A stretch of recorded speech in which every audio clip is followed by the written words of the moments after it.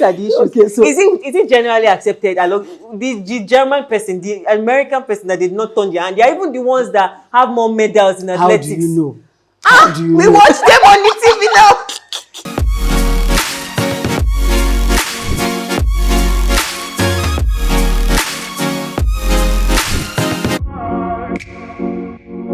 Hello and welcome. Welcome once again to Indulge, Stories for Women by Women. With me today, I have these accolades here. It has to be plenty. Her name is Michelle Oluwadamilare. She prefers to be called Mamee. She just anywhere you see her, help me hail her. Mamee. You get anything you want. She'll drop money. She'll drop advice. She'll drop anything that you want. Just hail her Mamee. She's a seasoned teacher. She has been a teacher for as long as I can remember. She's currently an internationally acclaimed administrator. And now she's here with us today for a topic so dear to my heart, Omugwo, and all the things that happen in between. You know, in our part of the world, when a woman gives birth, her mom or a mother figure comes to take care of her and the baby. And there are a lot of things that happen in that season. We just want to explore it, talk about it. And let's dissect this topic once and for all, mother to child. Let's finish it. Let's finish it. Welcome, Mamee. Thank you so much. It's one of the biggest privileges of my life that you're here today. I'm in between in love, starstruck, you know. I don't even know how to behave. Thank you for coming. Rub my head. What's all this? It's a privilege to be here. Thank you for so having much. me. Your schedule is one of the tightest that I know, yet you made out time to be here. I just want you to know that we don't take it for granted. Welcome. Thank you. Yeah, let's break this tape. Let's break this table once and for all. What is Omugwo? Okay. And then, okay, let's start. What is Omugwo? Just for the person that is hearing the term for the first time. Okay. So Omugwo is an Igbo term for postpartum care. Okay. That's really what it means. So after a woman has delivered, she needs a lot of care. So mothers, mother-in-laws, sisters, relatives, friends can actually come around and stay with the woman, take care of her, take care of the baby. It's like a pampering season for her. I love it. Especially anything when that's doing it enjoyment. Count me in. Especially when she's a new mom, she really needs help. She really needs to be cared for, because there are many things she doesn't know. And then with someone around, helping her to do things that she, on her own at that point, is either too tired or too weak or overwhelmed. You know, overwhelm is something that is very common with new mothers. Sorry for cutting you. I just want to mention that Mamee is a mother of five adults. 5 adults. So don't get it twisted. She's very much knowledgeable about what she's about to tell us. Thank you. Okay, so that's basically what Omugwo is. Okay, so the beautiful part of Omugwo, we thank God for it, but some people don't always have it easy. And it's basically because of something called traditional practices. Hey. So I just want to ask one question. Just tell us now, why is it so important to the mothers, these traditional practices? Okay, so I'll say it with a story. Okay. There's this common story we hear. Okay. How that a young woman always watched her mother cook. Okay. And then when she started cooking, she would stare and then carry the spoon and hit on the pot. Bah, bah, bah, bah. Okay. So when somebody asked her, why do you always hit the spoon on the edge of the pot? She said, because I watched my mother do it. So she never even asked why the mother was doing that. She just picked it. So a lot of things, or the traditional practices that we have come to use are things we just picked. You know, there's this thing about my mom is right or my teacher is right. You know, you are trying to sort a child out. No, 1 + 1 is not. This is not how you work. You say, my teacher did not. My teacher did not tell me like that. You know, so it's that thing, that lifelong thing of, this is how we learned it. This is how it is. So that's why those practices have gone on and on. Sometimes people never even care to find out why or what were the effects. So that's one of the reasons. It's been there for a long time and we keep passing it down from generation to generation. Secondly, For some people, it worked. A lot of times it worked. But, you know, just like a lot of things worked in certain places. Okay, for instance, I heard somebody talk about exercise. You know, so for some people, they exercised, they fasted, and they lost so much weight. And then some other person, I mean, that's general.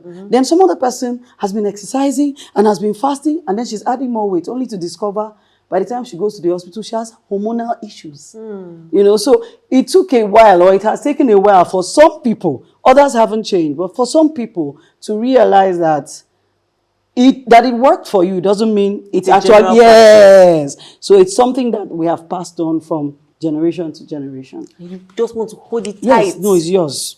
Like, no, it can't be another way. It's been working. This is it. So another question I want to ask is, where do you draw the line? Sometimes the woman is, or maybe the older person around is bathing the child in a way that the child is crying and the new mother is cringing where she is. Like, does it have to be that much? Or when she's being bathed with extremely hot water, you know, she is uncomfortable for her. She just went through trauma. Like, that pain was a lot. Where do you draw the line? Okay, so first and foremost, I always advise people to ask questions. Okay. So when your mom is doing a certain thing in a certain way, don't just jump at saying, I don't like this. The question is, Mommy, why are you doing it? Why are you rubbing the head? Why are you pressing it? Why are you putting oil here? See, we've asked this question. Let me explain. Why are they rubbing the head so that they will shape it? Why are they putting oil so that place will close? What? No, if it's the questions, we've asked it and they've given us answers. But these answers, I have to ask myself, so God did not finish shaping the head well in the world. He left the remaining for the grandma to help him and shape it. You know, I remember a particular incident when a child was my baby was yawning, you know, and then they did, and I'm like, what exactly is that? And they didn't give me any answer that was, you know, the mother herself suddenly realizes, okay, why exactly am I doing that? Because why don't we do it for adults? When you're young now, do. Or there's something else, they now run and pick a thread and put on top of the head. When they're hiccuping. I'm like, what is that supposed to do on the head? It's to transfer signal. You know, it's just these practices that have gone on and on. So I think first, ask questions. The questions are supposed to, one, help you to understand why they are doing it. Two, it will also help the person who is doing it to rethink what you are doing. Like, this thing that you have been doing for so many years, have you ever really thought about it? Or you're just, you know, moving on? And then secondly is a question of trust. If the person who came to stay with you, to take care of you, is either your mother or mother-in-law or mother in her field. Figure. Yes. Just to remind you that you owe me 1 month. I don't care if my child is 5 years old. But we'll talk about that. No problem. You know, so if that person is a mother figure, the question is, has this person raised kids before? If it's your mom, and you turned out right, it means some of these things you are querying and fighting about, she used it on you. And you are this good. There are different ways to look at it. Your body is this shape. And then, you know, I'm the one speaking for the younger generation, so it will not be good if I don't do their conversation justice. They will not forgive me. So, me now, in my new mother, I'm just like, why did you make me cry this much? Why did you turn my hand to the back? Was it necessary? I'm not studying athletics. I'm not running for you. I'm not swimming. Why? I'm not doing gymnastics. Why did you turn my hand? Maybe you'll be shocked. You may not have been as flexible as you are now. These are the issues. These are the issues. Okay, so is it generally accepted along the German person, the American person that did not turn their hand? They are even the ones that have more medals in athletics. How do you know? We watch them on the TV now. Anyway, like I said, basically, if the person raised you and you turned out right, give her some leverage. That's not to say allow everything. Okay. I'm saying come to a compromise, knowing that this person wasn't daft. Do you understand? Okay. So now the reason you are, as a younger mother now, saying, why are we pressing the head? Why are we doing this? Is because times have changed. Things have evolved. You have come to know certain things. Don't forget, they didn't have a lot of the medical knowledge that we have now. So you are more knowledgeable. But now you can't just tell the person to her face, no, my doctor. No, the approach. now makes it, the mother will say, me, I came to take care. Okay, you can handle yourself, right? It's fine, no problem. You guys do what you want to do. So we need to have, a compromise. And that compromise comes from understanding that this person who came to care for me has some knowledge. It may not be what I know, but at least she has some level of knowledge. And having that at the background of your mind, when you now want to make corrections or object to certain things that are being done, you can do it playfully. You must do it respectfully. And then you can do it secretly. One, playfully. Second, respectfully. And third, secretly. So she wants to do this. Mommy, that's so nice. So that's how it's being done. I'll be doing it. So you go to your room. If she said, maybe if you bat the child, you put something. When you come out, mommy, that's taken care of. Don't worry about, me, I'm a good child. She doesn't know what happened in the room. So don't make her feel like her method is very bad. And then at some point, she also needs to know that we're not the way we used to be. Jesus said something, that he pitied the people that they didn't understand the times and the season. Sometimes we too, when we have come with something that we thought has worked for a long time, we don't understand that the times have changed.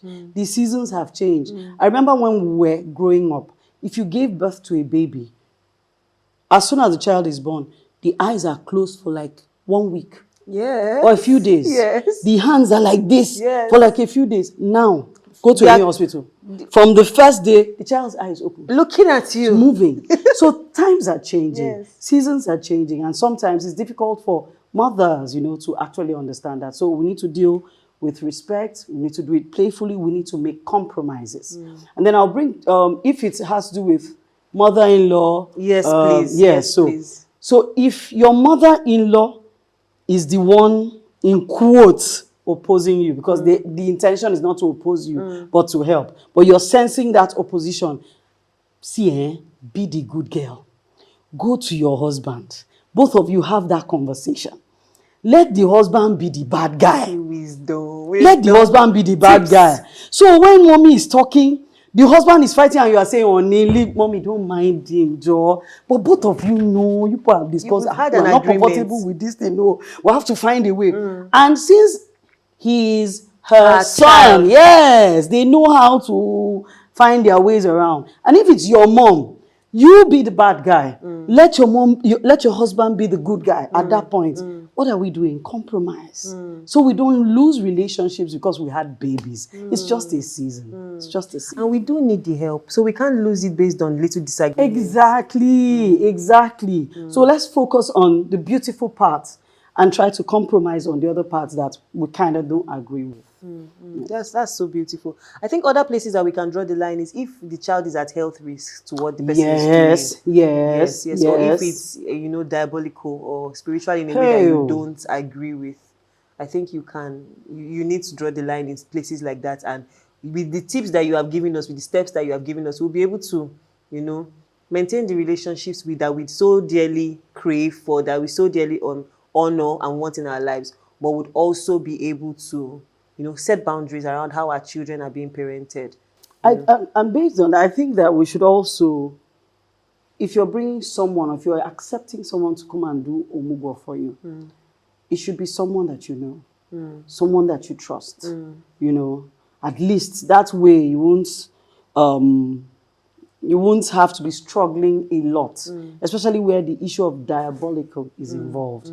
These are people, you didn't just meet them. You've known them a while. So you know people that have tendencies towards that direction. So I think you should draw the boundary. You and your husband should have discussions to draw boundaries before anybody is invited. Yes, very important. Yes, very important. So you've given the younger one a lot of advice. I want us to give one word to the older generation as they are coming for Omugwo.